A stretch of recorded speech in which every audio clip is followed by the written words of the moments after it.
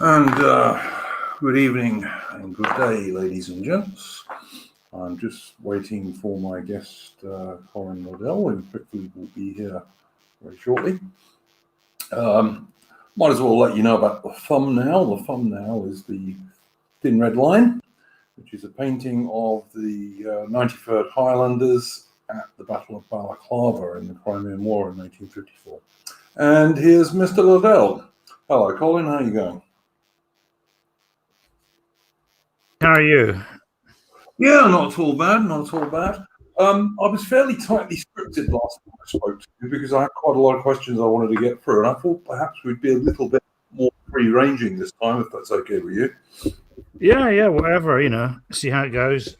Yep. I mean, obviously, I think the first thing we need to cover, I know everyone's covered it, but I'd like to get your takes on it. Just the general takes on the US election and the Biden presidency and surrounding nonsense.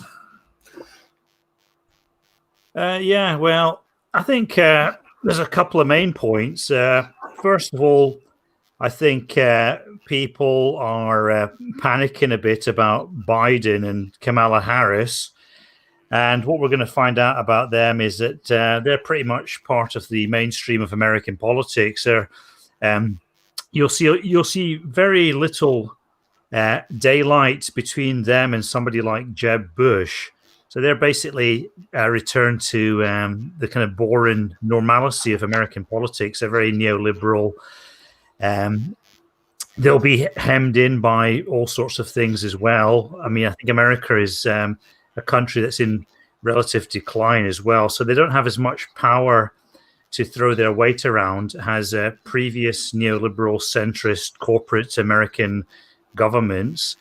And then on the plus side, I mean, I don't think we should be so downhearted by what happened with Trump, because I think it had a very powerful radicalizing effect on a lot of people. And this is the main benefit that we derive from Donald Trump's tenure as president. The kind of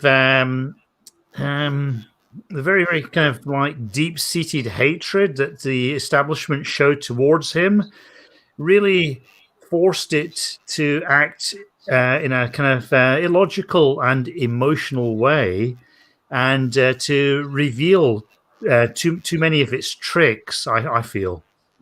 So I think those 70 million people who voted for Donald Trump are now being told that they're practically terrorists. Those people have been deeply radicalized by this, and they've already, most of those people were deeply distrustful of things like the media already.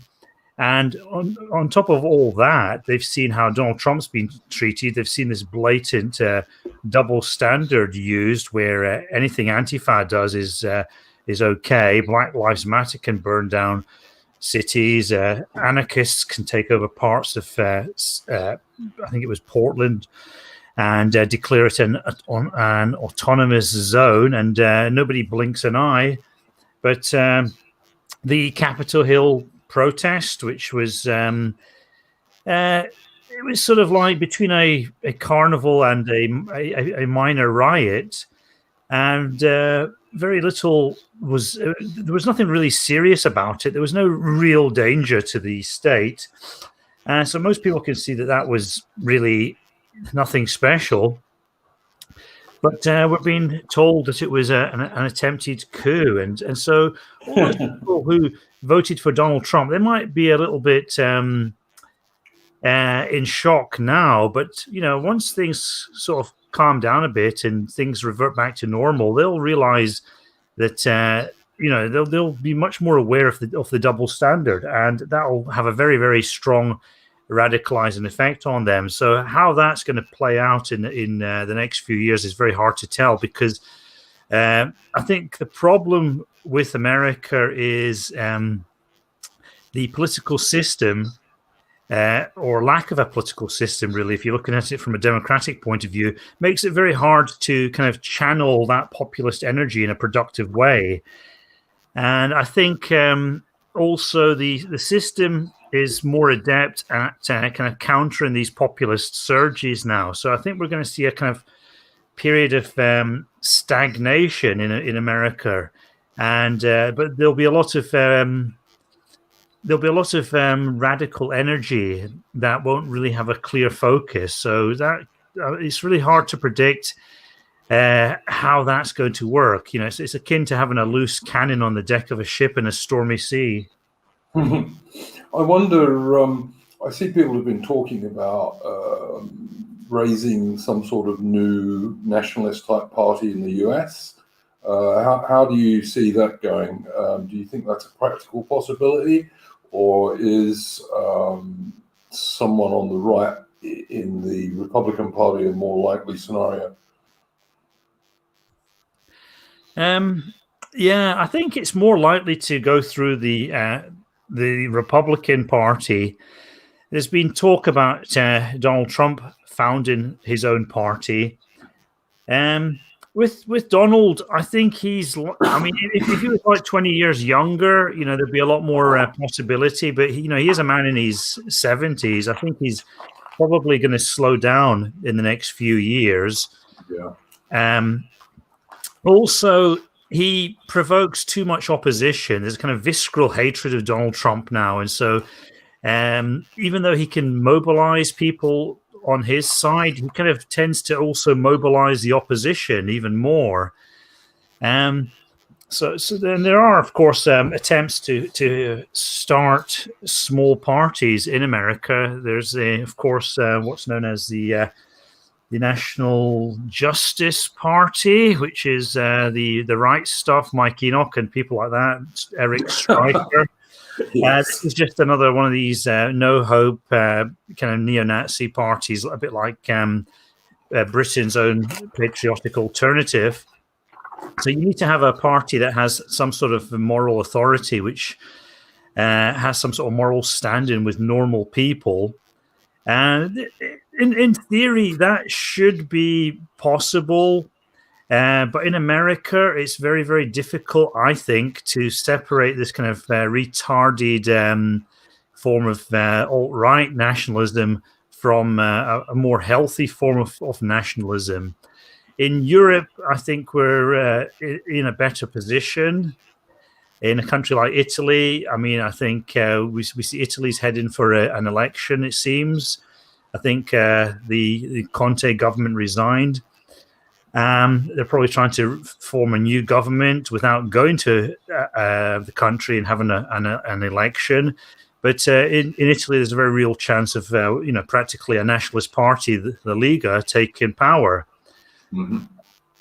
So I think in European politics, a lot more is possible. But in American politics, because America is this vast, sprawling country, it's very, very hard to organize an effective dissident political movement. And so, all the energies get siphoned off into these these two gargantuan parties on the right. Any right-wing dissidents get siphoned off into GOP politics, and eventually you're left with somebody like Lindsey Graham or Mitch McConnell. And then on the left, they have exactly the similar problem. All those people that supported Bernie Sanders, they all ended up voting for this neoliberalist guy who has zero interest in giving them their checks and their UBI. Yeah. No, I agree totally. I mean, and also, as you say, the real differences between the mainstream Republicans and the mainstream Democrats, they're pretty paper thin, just as they are between the major parties in the UK, in my opinion. Yeah, I think it's hard to tell, but I think there is a bit more difference between Labour and the Conservatives in the UK than between the Democrats and the GOP. At the moment, you see, in American politics, they use social issues to create a kind of sense of artificial distance. And so, you've got the kind of the GOP, they sometimes push anti-abortion policies. and the Democrats push the gay stuff quite a lot. And there's actually less of that in Britain, but in more fundamental issues, I think there's actually slightly greater difference in the UK politics. So you get a slightly larger choice so there's more amplitude in the electoral options offered to you, and then of course. There's also the Scottish dimension. So in Scottish politics, it's really quite hopeless. You've got the SNP and nothing else. Yeah. I know that I've been listening to some Scots who are trying to fight back against the SNP, who regard them as fake nationalists in the sense that they're not really after an independent Scotland. They're after making Scotland a very tiny and unimportant part of the EU. So more power to them. And I don't know. I mean, the last referendum, the Scots voted to remain part of the United Kingdom, and I like to think that the same thing would happen if there is another referendum. Although I seem to remember only a few years ago that we were told this was a once in a generation thing, So let's see what happens, I suppose. Yeah, they did say once in a generation, and unless people are reproducing at the age of 7, yeah, indeed. The SNP don't really have a leg to stand on. But the trouble is that the SNP have managed to gain dominance over Scottish politics, and it's a very kind of baffling thing, really. And it's very difficult to explain what could be behind it. But I think there's a couple of things that really stand out. First of all, the SNP is a very strong identitarian party, but it's not a strong Scottish identitarian party. The SNP has a very, very strong crypto-Hibernian element in it. So there's a lot of Irish people who came to Scotland as part of the Industrial Revolution. They'd never fully assimilated. In Scotland, we have a very sectarian culture. And so you see this reflected through, things like football, Glasgow Rangers versus Glasgow Celtic. And this has never really gone away. And these resentments are quite strong and quite deep because Scotland's always had a very aggressive culture where, people really have a go at each other in various ways, not just verbally.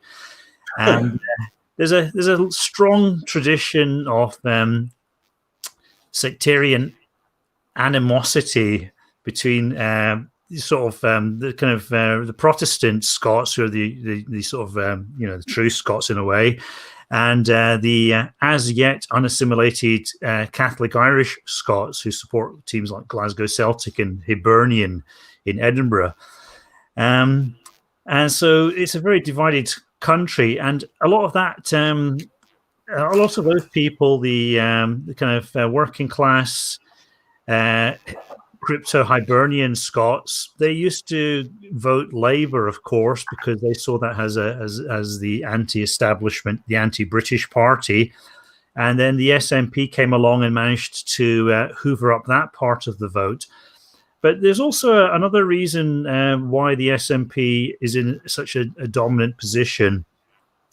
And the real problem is that, the British political system, which is essentially, if you look at the UK as a whole, it's essentially a two-party system between Labour and the Conservatives. Basically, those two parties never really represent what people want. Labour sometimes, they have semi-populist economic policies. And sometimes the Conservatives have semi-populist, social policies, but both of those parties really only gain votes in a negative sense. People vote Conservative because they don't want a Labour government, and vice versa. Yeah. And so essentially, those are two zombie parties that are kept in place by the first past the post system.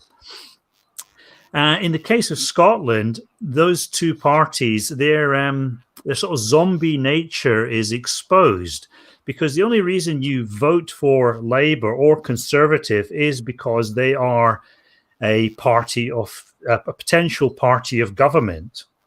And if they lose that potential to be a party of government, then a great part of the appeal is gone. And that's what's happened in Scotland. The SNP have come along and they've basically reduced both the Conservative Party and the Labour Party to niche parties. Labour is polling below 20%. The Conservatives are struggling to get over 20%, but 20% is still very, very, very far short of, forming a government. And also, both of those parties, they have zero potential to kind of unite against the SNP. So they're both divided, and they're both dividing the anti-SNP vote, and therefore they're both reducing each other to a party of non-government. There's no possibility of either one of those parties forming a government. And so the kind of the people that, in any opinion poll, you'll always have people that say, I want to vote for party A or party X or party Z or whatever. And there's always a substantial group of people who are don't knows. And this group of voters that don't knows, they're not really affiliated to anybody. On election day, they can swing behind a party and push it over the line. And you see this group has a lot of power in American politics and generally in British politics. But in Scottish politics, the don't knows don't have enough power to push anybody into power except for the SNP. So the don't knows have become increasingly detached from politics because of that. Yeah. So, I wonder. Sorry, I didn't mean. Yeah. So the SNP, like despicable and loathsome as they undoubtedly are, they're structurally they're in a very, very powerful and hard to dislodge position. I wonder, two points that have occurred to me over the past few weeks. One is that when I think it was Tony Blair's government that set up the Scottish Parliament and all this kind of stuff, if I was something of a conspiracy theorist, which perhaps I'm becoming these days with the modern world that we live in, I wonder if that wasn't done deliberately to try and break up the UK in the long run. That's the first point. And my second point was perhaps the answer in Scotland is some sort of homegrown Scottish unionist party. What do you think about those things, Colin? Yeah,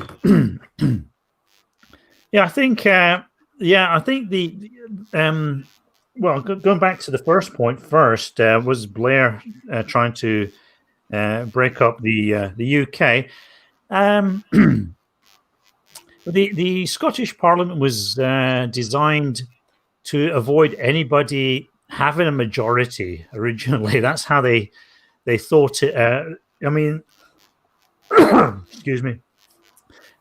The difference between the Westminster Parliament and the Scottish Parliament is, of course, the Westminster Parliament retains its first past the post system. The Scottish Parliament has a variation of proportional representation. So it's not a perfect system of proportional representation. I think they have constituency MPs and list MPs from certain regions. So a small party has a chance to be represented. And the reason they designed the Scottish Parliament along those lines was because they were hoping that there would be several parties that would be involved in the Parliament, and so nobody would have a an absolute majority, and therefore the Scottish Parliament would be essentially quite weak. And so it wouldn't really challenge the power of Westminster, and at the same time, it would defuse this kind of nationalist, this SNP threat to Labour's voting base. So I think probably Tony Blair was trying to arrange things in Scotland in such a way that the Labour Party would be the beneficiary. At the time, the SNP were constantly digging into Labour support in Scotland, and it's a rather similar situation to what was happening in England or Britain with the Conservative Party and UKIP. As we know, UKIP were constantly digging into Conservative Party support, and this was a big problem for David Cameron because it meant that he might lose the general election if UKIP stole enough support from him.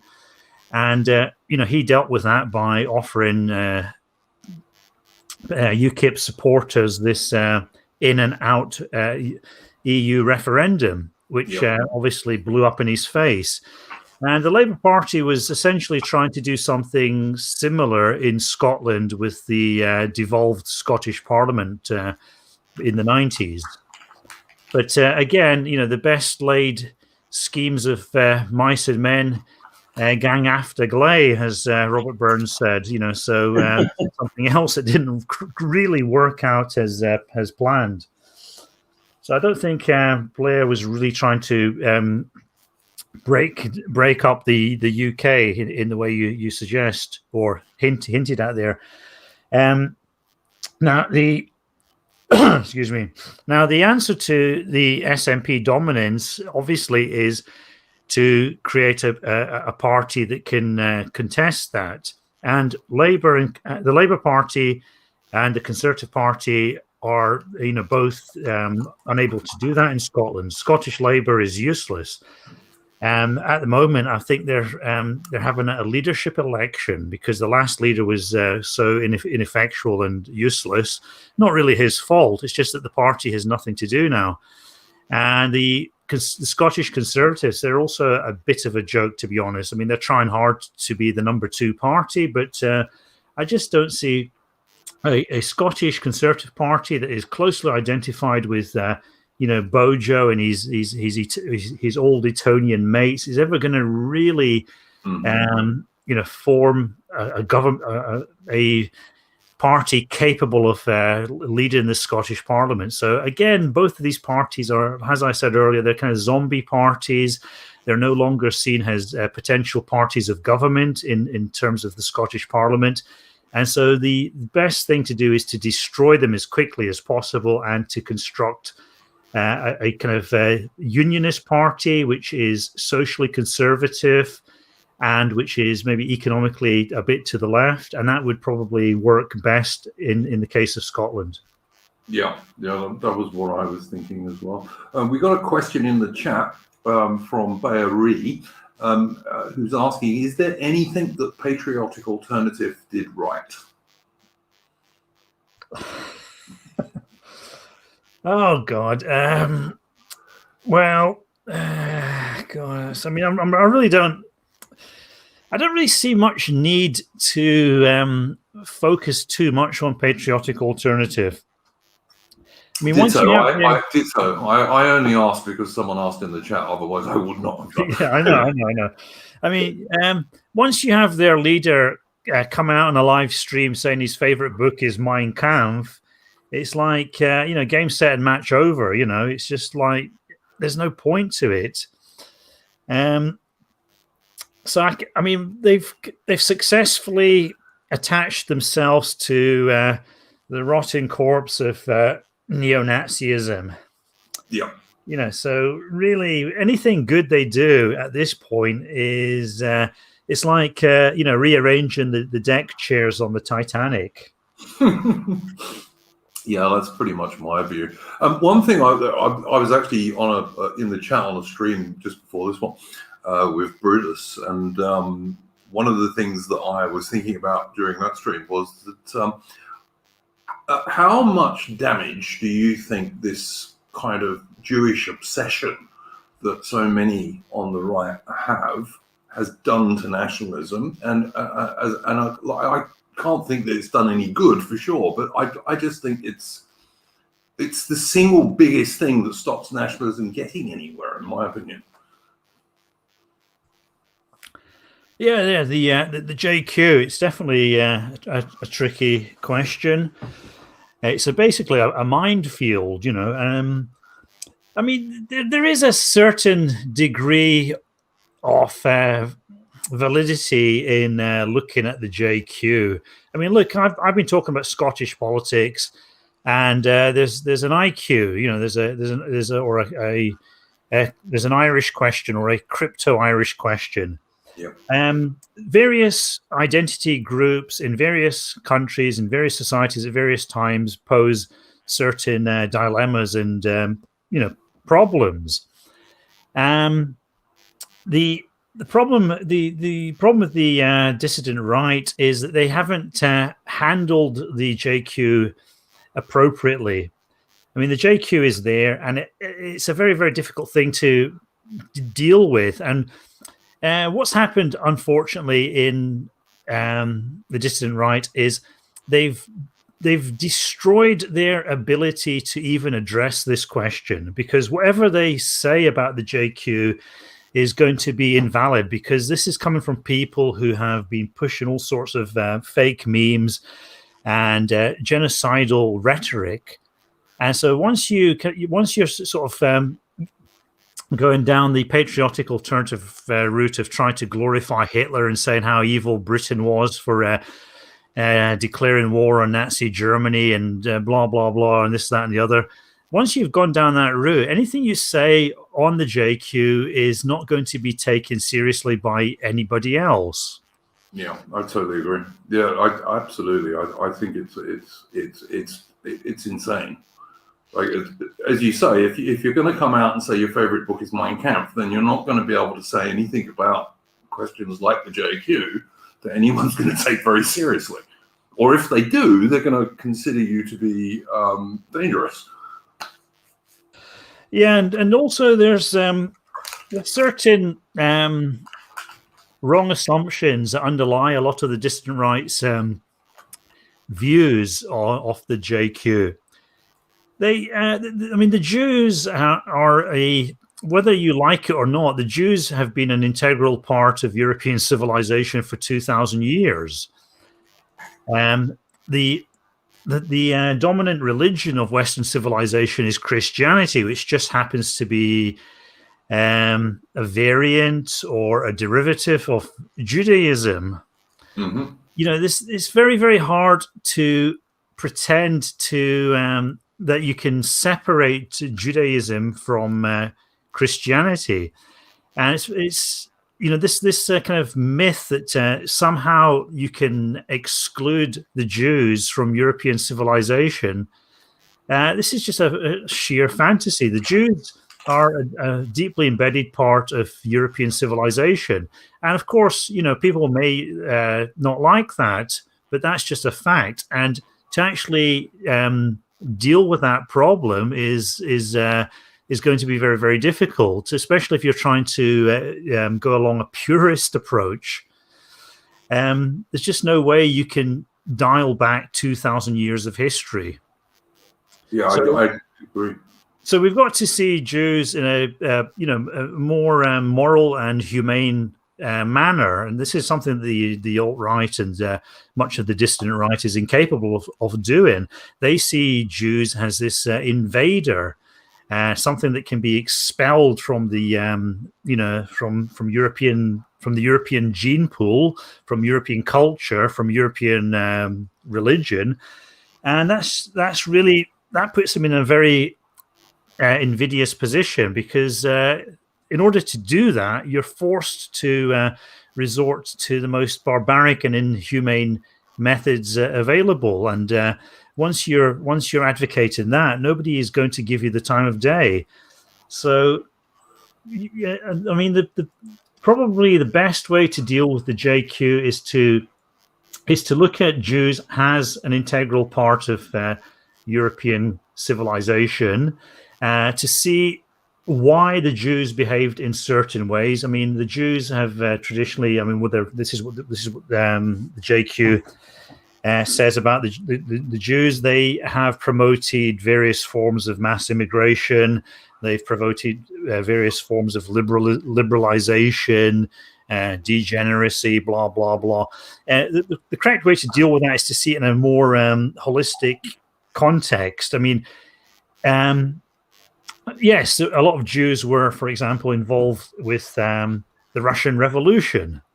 But if you were a Jew in Tsarist Russia, you'd probably have been sympathetic to the Bolshevik Party. You know what I mean? So a lot of the behavior of Jews is understandable in the context of Jews being persecuted for being Jews. And so a lot of this neo-Nazism, it just perpetuates that pattern where you force Jews to be against the greater European civilization. And this is kind of what Hitler succeeded in doing, because German Jews were actually very pro-German. I think it's Paul Gottfried who makes the distinction between German Jews or Western Jews and East European Jews. Now, East European Jews tend to be very anti-Christian or anti the West, or they're very attracted to ideologies that seek to undermine Western culture. Whereas Western Jews, and including German Jews, were much more pro-Europe, much more. They saw themselves much more as part of a European civilization, something they were proud of. And this tends to be borne out by the data, because the Jews participated on the German side in the Great War in numbers that were actually out of proportion to their percentage in the population. So they were actually more patriotic in that particular war. I'm not sure if it's true, Colin, but I seem to recall reading somewhere that the guy the German officer who got Hitler his Iron Cross in World War I was a Jewish guy. I'm not absolutely sure if that's true, but I've certainly read it somewhere. Yes, that's definitely a story. I think that is actually true. He was actually recommended for his I think his second Iron Cross by a Jewish officer. So yeah, I mean the Jews are part of European civilization, and there is a difference between Eastern European Jews. A lot of those Eastern European Jews, they later, obviously, because life was tough in those particular areas, they later emigrated to places like America. So a lot of the Ashkenazi Jews in America came from that Eastern European background.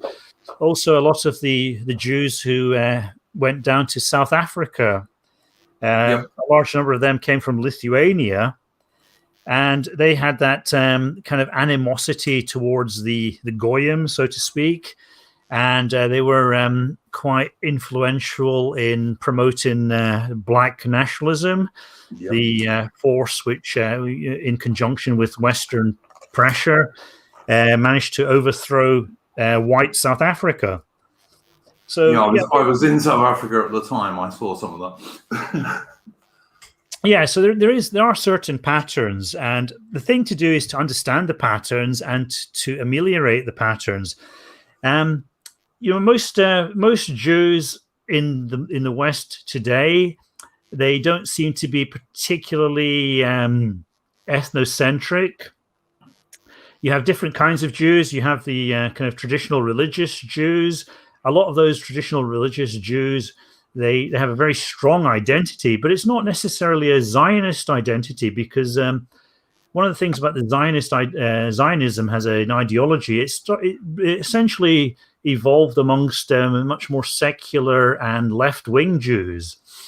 And those are the kind of Jews who have very, very poor demographics. Those are the kind of Jews who are more prone to marrying outside their own ethnic group and so on. So a lot of things are happening with regard to the Jewish community, you see this difference between these religious Jews who have quite strong demographics, but who are not particularly political. They take a much more religious view of life, and they see politics as not really important in a strange way.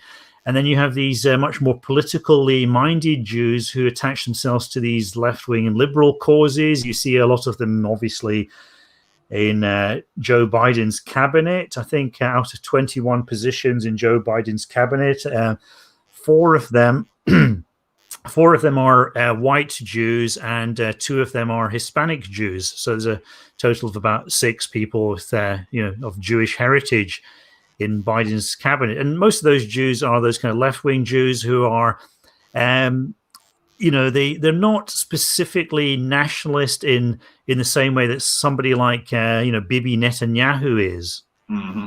Yeah, definitely. I think one of the things that happens on the dissident right is there seems to be this confusion between Israel and, I don't think anyone would argue that Israel doesn't have too much influence on US foreign policy. I think it does. But the people on the dissident right seem to confuse Israel and Zionism with all Jewish people.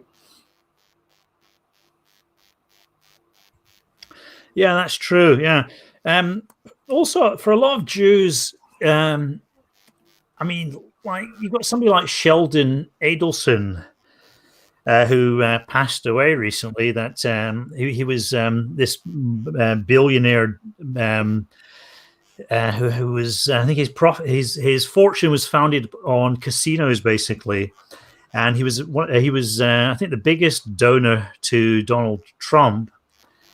And this guy, he's a complete secular type of Jew, but at the same time, he's got he's a very strong Zionist. So a lot of these very secularized or westernized Jews, they see Israel as a way of kind of outsourcing their identity.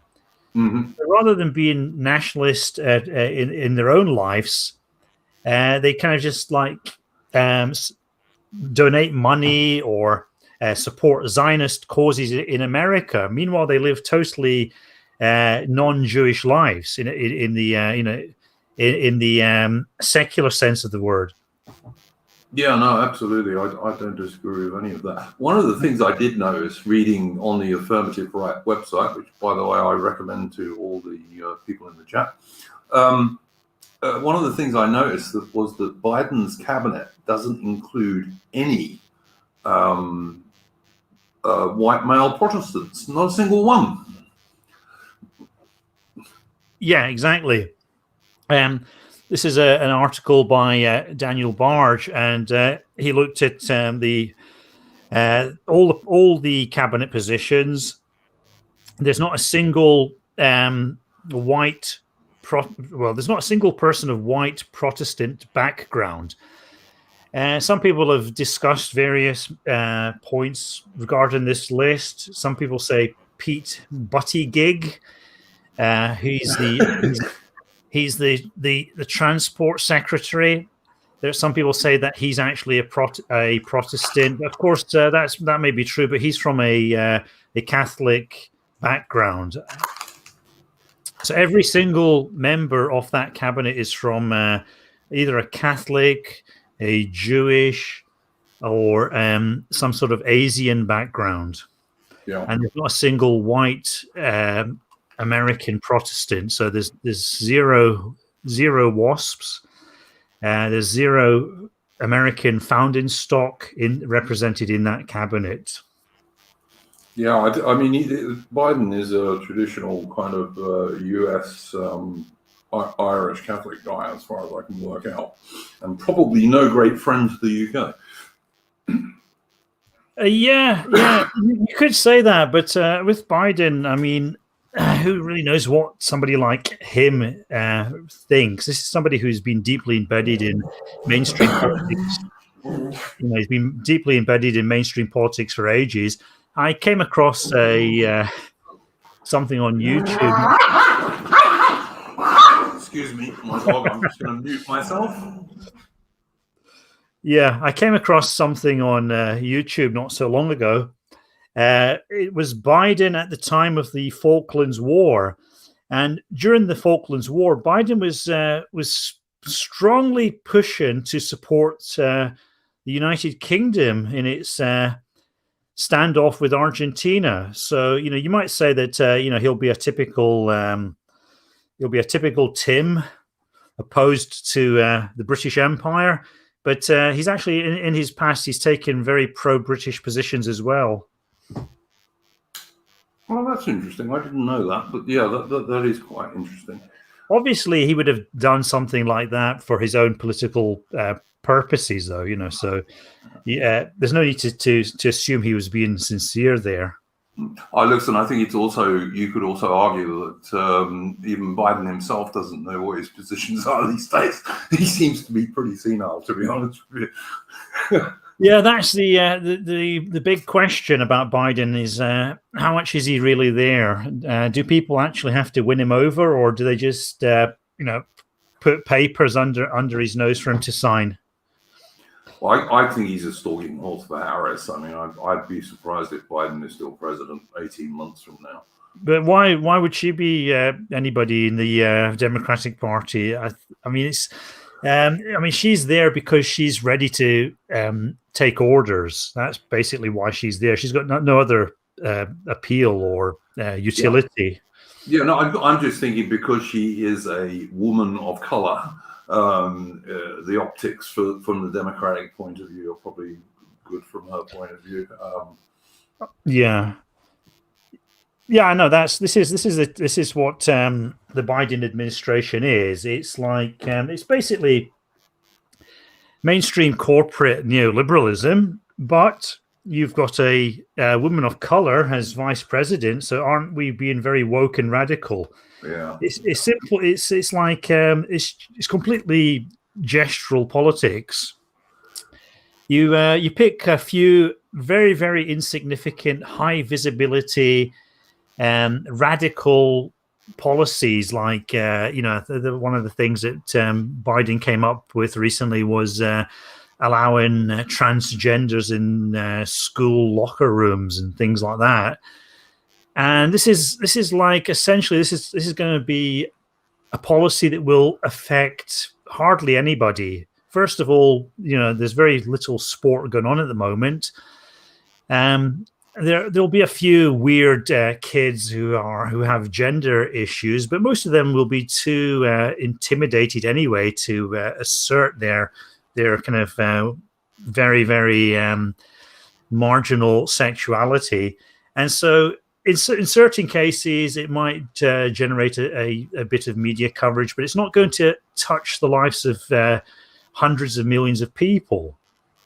The issue I see Americans on the right talking about are two. One is obviously gun control and gun ownership in America, which is quite important to a lot of people on the right in America. And the other one is demographic changes, because the Democrats are presumably going to open the borders somewhat. And also, there are obviously millions of illegal immigrants already inside the US. And a lot of people that I follow in America are concerned that even 4 years of this Democratic government, by the end of it, it's going to be even more difficult for a Republican candidate to actually win the presidency. What do you think about those issues, Colin?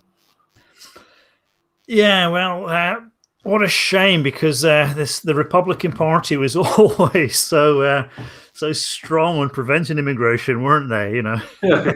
Yes, indeed. It's like the Conservatives in UK. Yeah, it's just like who cares? Because the GOP are just as bad, really, as the Democrats. The Democrats might not. I don't think the Democrats are going to.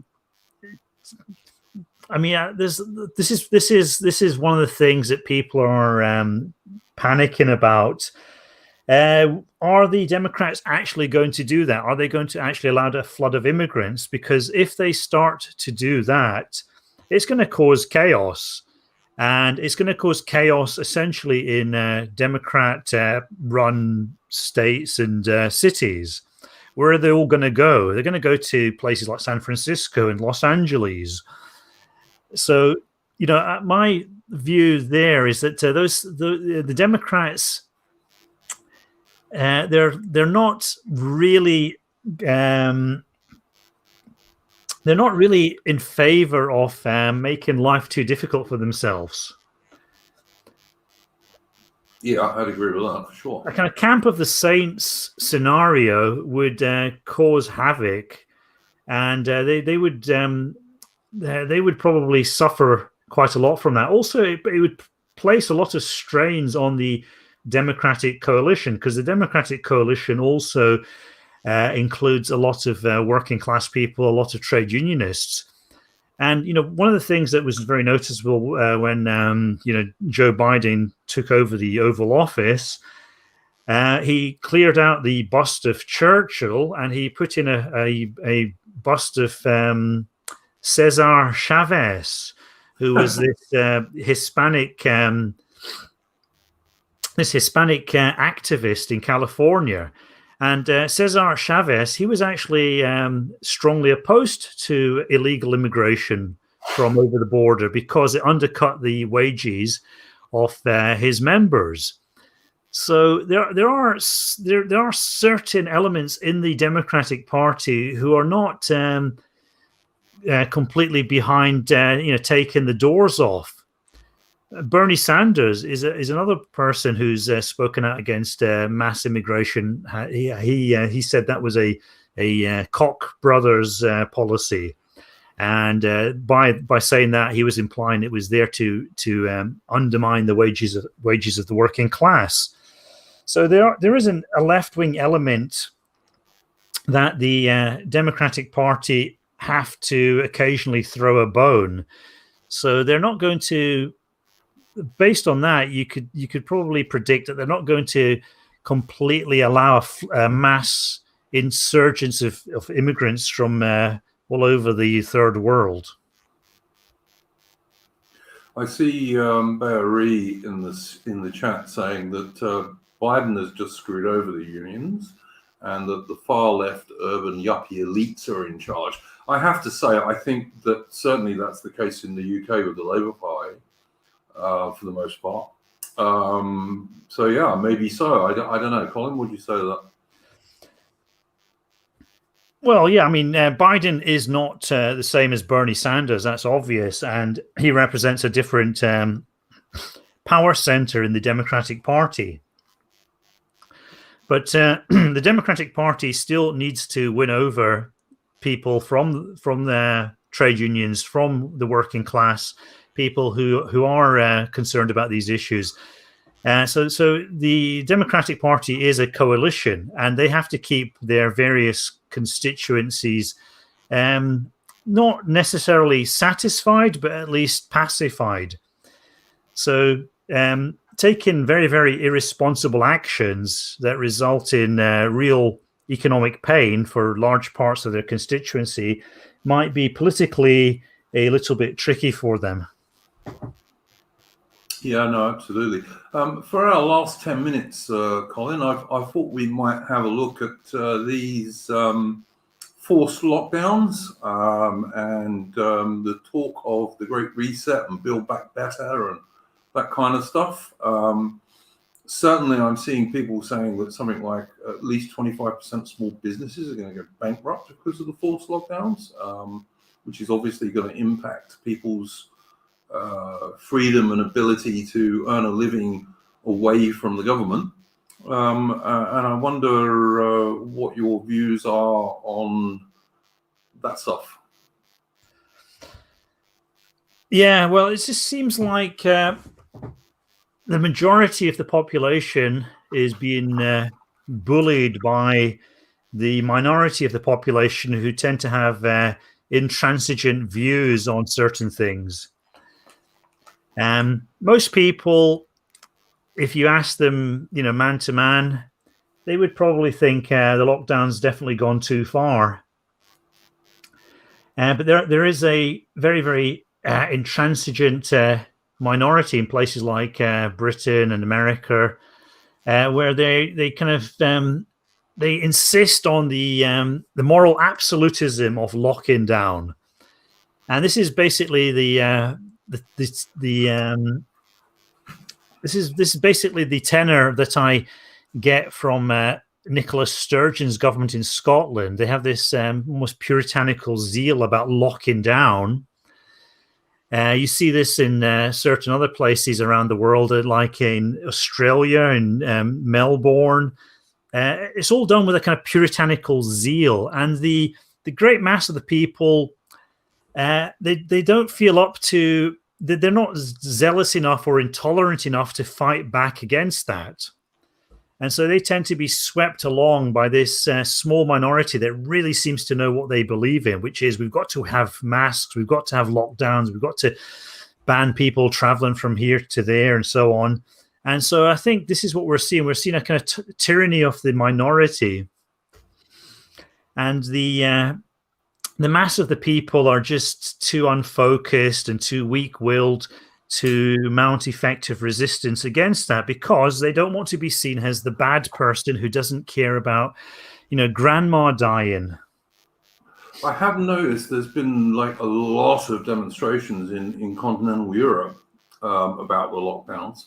Less in UK, although apparently there's a great reopening demo supposedly tomorrow in the UK, which I hope goes well. Yeah, I mean, some people are obviously very agitated by this lockdown. It's having a very negative impact on a lot of people's lives. And that might generate a strong, radical counter-lockdown movement. But I think all the kind of moral power seems to be on the other side, unfortunately. Because the moral argument kind of goes like this: if you're anti-lockdown, you're basically in favor of killing grandma. If you're pro-lockdown, okay, you maybe you care about small businesses, but that's just money. So you see how the moral argument squares up, and with our kind of increasingly hysterical culture, the end result is that the people who can take the moral high ground in that very manipulative way tend to have the power. Well, certainly all the mainstream media is like Project Fear about this stuff. Even though the overwhelming majority of the people who've died have been sort of 85 years old plus, and probably would have been dead within 6 months to a year anyway, from one thing or another. Yeah. I mean, the problem is that they're making economic arguments and lifestyle arguments against technically life and death arguments, even though it is the life and death of somebody who would probably have, died 6 weeks later anyway. So this is the problem. So they're not framing it in the right moral way to be effective. Now, they've got to focus a lot more on the harm that the lockdown is doing. They've got to look much more at the data about suicides. They've got to look much more at the data about decreased birth rates. I mean, this lockdown is wiping out millions of people who are simply not being born because of all the economic uncertainty. Yeah, and I mean, obviously, at the end of it, what you're going to have is a system where even fewer people are free of government control. I think this is why you've got people talking about the Great Reset and Build Back Better, and coming out with what I suppose you could have called conspiracy theories, except for the fact that the governments themselves are actually kind of saying that's what they're doing. Yeah, well, governments are. This is like one of the essential rules of power. Governments will accrue more and more power unless you actually do something to stop them doing that. What we've got to focus on is the social contract. I mean, what we're seeing here is a massive breaching of the social contract. The social contract is this implicit agreement between governments and people. And included in the social contract is the limits of government and how much the government is able to do, how much control is the government able to exert over your day-to-day life. And people, generally speaking, have believed that they've got a lot more freedom. And the present situation shows the government using this as a pretext to steamroll right over people's sense of their own liberties. And so people have got to be made much more aware of the ways in which this kind of cooked up crisis is being used to dismantle the existing social contract and to force them into a false position.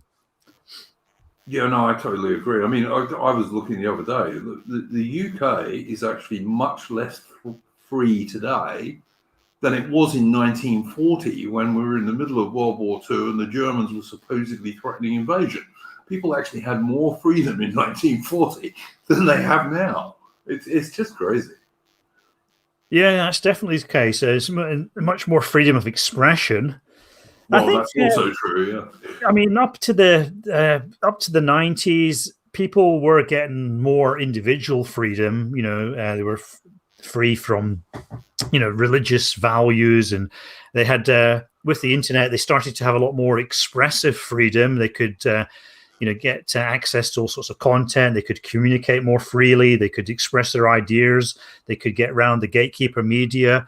So up until a few years ago, freedom in our society was increasing, which is not necessarily a good thing, of course, but for what it was definitely increasing. And in the last few years, it's been like it's incredible the amount of the kind of chilling effect of all this censorship and all this government control and all these travel restrictions, and it's just it's quite unnerving at times. What's your opinion on the vaccines, Colin? My own opinion is, I'm not an anti-vaxxer. I had my son vaccinated when he was small. I was vaccinated myself several times when I was in the military against various tropical diseases and so on. So I'm not an anti-vaxxer, but I certainly don't want to take this China virus vaccine because it's been rushed. I mean, a vaccine takes 4 or 5 years to be properly tested, and this thing's been done in a year. There's no way I'm going to take that unless they literally drag me to a jail and inject me against my will. Yeah, I mean, I'm generally against taking vaccines personally. I think there's other ways you can stay healthy. For old people, I think probably it's a good thing. I mean, they can easily get a nasty flu that can knock them off and kill them. So probably the balance of pros and cons there is more in favor of the vaccine. But as you say, these vaccines have been rushed through in record time, which is a stupendous achievement, or it might be a biological nightmare waiting to happen. Well, I've heard. Obviously, you'll have seen reports that they can make people sterile. There's certainly been a lot of reports of people having adverse reactions and even dying from the vaccines. There's also the fact that some of the vaccines, at least, are more about gene therapy than a traditional vaccine. Yeah, well, the thing is that they're not going to allow you to have these counter opinions. That's the other thing. I mean, I think there is a lot of room for a legitimate debate about the vaccine, but they've decided that the common people are not qualified to discuss these matters online or in social forums. And so if you start taking a strong anti-vax position, bang, there goes your channel, there goes your social media. And so this is just another aspect of this clampdown on free speech. Yeah, absolutely. Absolutely true. So a lot of people are just being pushed into a position of blind disobedience. Like, I'm not going to do this because they're telling me to do this. And that's generally how I feel about a lot of things from the government. Even though I might not understand them at first, I always think, like, if the government's telling me to do something, there's no longer that trust there, that the government is on your side. I mean, the government has lost that trust. So I think everybody's got to follow their own conscience in this respect. Now, of course, the other problem is if you want to travel, it's almost going to be impossible not to travel unless you get vaccinated. You'll be forced to spend 2 weeks in quarantine every time you go from one country to another. You'll be forced to have tests every time you fly anywhere.